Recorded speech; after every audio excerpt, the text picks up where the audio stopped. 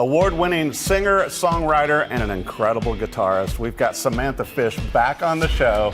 Hi. It seems like you were just on yesterday, but you've got a brand new album that came out in April. Yep. And I got to tell you, I was you laughed at me listening to Paper Dolls. I was telling you all the songs I liked, and you were like, "That's half the album." I said, "Because it sounds incredible." Thank you. I'm really proud of it. We've just started playing the songs in the show, and they're getting this different life to them now. And right. it's really exciting, very fun. And I love the new record. So thank you. I'm glad you like it. Well, taking a deep dive into it, and I've loved all your past albums and everything, and seen you perform live. But this one, especially, Samantha, I feel like you're really working your vocals as hard as you work your guitar. Yeah. And you captured it in studio. And so, you were bouncing between Austin and LA to record this, and it's on Rounder Records and everything, and working with Bobby Harlow again. Yeah. But also you used your touring band. Yes, yeah. And this is the first album I've had the opportunity to bring my touring band into it.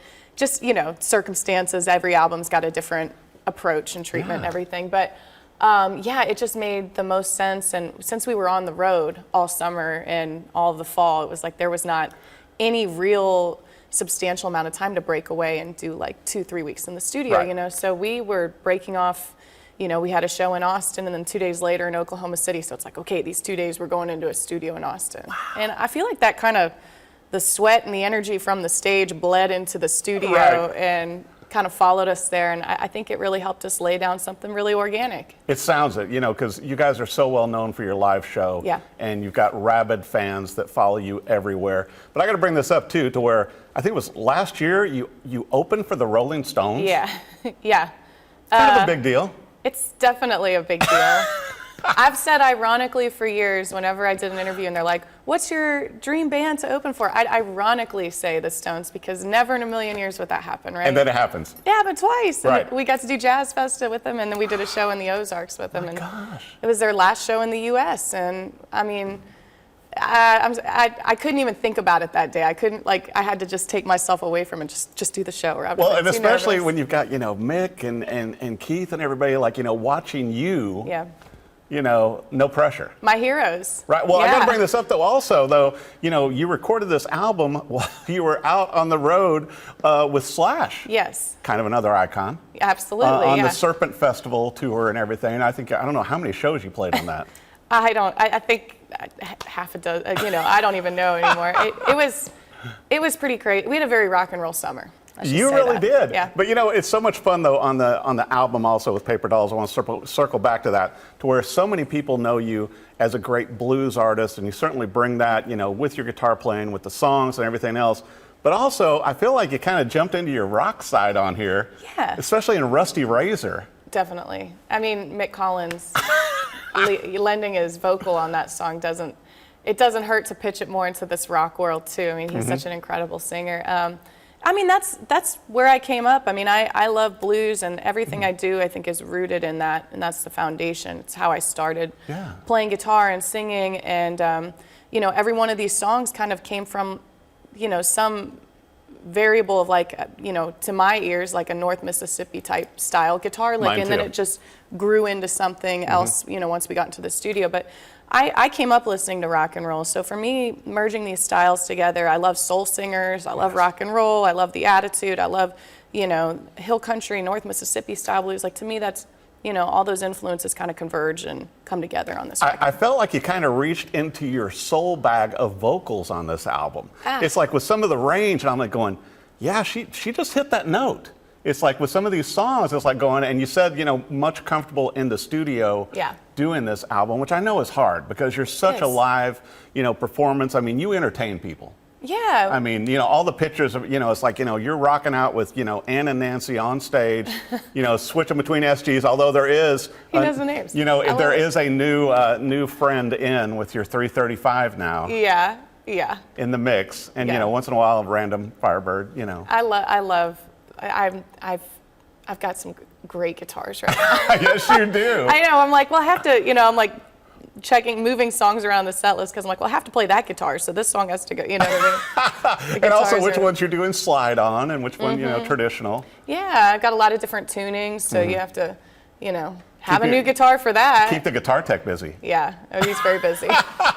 And it seems like, once again, you and I talked on the past few interviews we've done together, and it's like, it seems like at some point there should almost be a Samantha Fish, like, SG signature. Yeah. Like Gibson should, like, roll one out, because, I mean, as much as you've toured with these instruments, and, and you said you guys have, a friendly relationship. We do have a friendly. It's like not official. Yeah, we're not official, but they've been really good to me. So I don't want to. Well, I got to bring this up. Besides the great tour last year and everything else, and constantly tour and headlining your own shows, international tour this year. Oh yeah, we're going to Europe. You're doing UK, you're doing Netherlands, Sweden, Spain, France. Yeah, it's going to be great. Well, I've been going overseas, since I started with Roof Records back when I was, really young. Yeah. They were German record labels, so one of my first tours was going to Germany overseas, and that was, we have some really, really great fans over there, and I love to absorb the culture, and I become a tourist in these situations, and we just have such a good time, and the fans are really enthusiastic, and it's going to be beautiful. Well, especially with the new album, but it's going to be hard. You've got so many hit songs from over the years with your different albums, that fans gravitate towards. But then how are you going to pick and choose off Paper Dolls on which songs you add in? Well, I mean, I'm selfish. I'm going to definitely have fun first. No, but I want to cater to the people.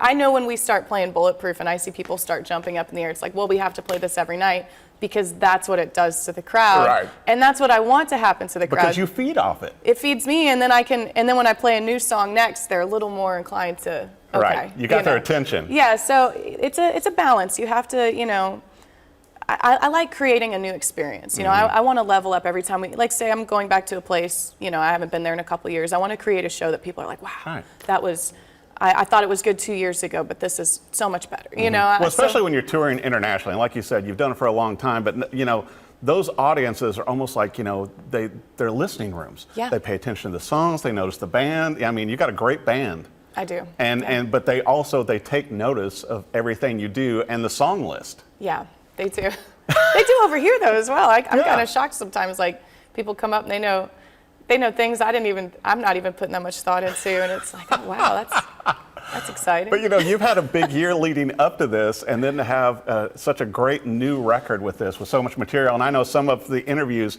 have said, it kind of feels like a feminist thing, and I love the comment that you made. It's like, well, I am a female, so it's sort of going to give you that perspective, right? I mean, yeah, everything I do, it's from my perspective, and the song Paper Doll especially, it's sort of about defying the molds that society places on women, the pressure of being everything to everybody and all these things you have to be. It's just an impossible bar, and that song itself is kind of in defiance of that, and so in a way it is empowering. But I don't know, I think, just going out on stage and representing, women playing music, playing guitars, writing songs, singing, and, owning a rock band, and like being that powerful presence, I think that's, it's female empowerment. It's exciting, and I'm really honored to get to hold the place I do, and I'm just. Well, it's got to be interesting too. I was thinking about this because obviously listening to the entire album and going through your catalog to where now with younger artists, particularly female artists, looking up to you as a groundbreaker now, on what you've accomplished in music.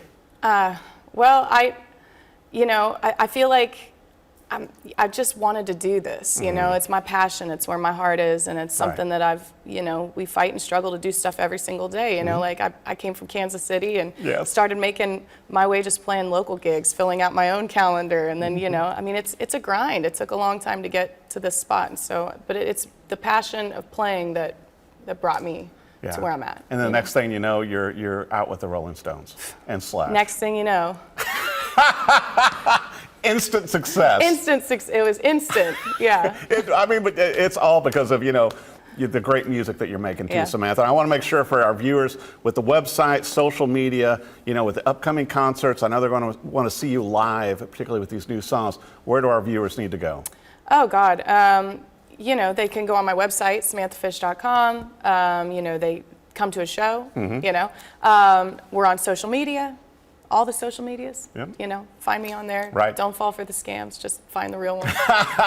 Don't settle. Always the real deal, the real Samantha Fish. I want to bring up also that Paper Dolls is available on vinyl also, and I'm sure you can order that off the website, maybe get it signed. There's going to be some cool merch as well. That's right. But be sure and go see Samantha live, because that is what she and her band are known for. You're going to love this album as much as I do. Every song on here, there's no junk on this album. Thank you. It's just hit after hit, and I get the feeling you may get some awards for this again this year. You know, it's like, will it be blues, rock? I don't know. We can't predict these things. Yeah. I just wanted to make a record that I can be proud of and people can get behind, and like, I'm glad no filler, no filler. There's no filler, which is great, because we both bought albums, even some blues albums that had some filler over the years. But I like it when I'm listening to Paper Dolls. I'm like going, there's no filler, there's no junk in here. So be sure and follow her online. Go see Samantha Fish live and get Paper Dolls. Add it to your playlist, because I'm going to be adding it to mine. Samantha, thanks for coming on. Thank you. Great to see you.